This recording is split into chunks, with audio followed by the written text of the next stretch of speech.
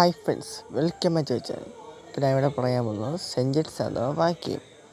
A group of sentence which gives complete sense is called sentence.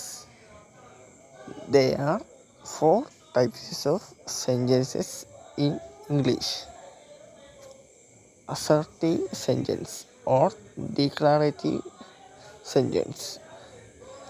An assertive sentence is a statement. Example: we study English. He studies English. ഞാൻ സംസാരിക്കുന്നു. I speak. ഞാൻ സംസാരിക്കുന്നില്ല. I don't speak.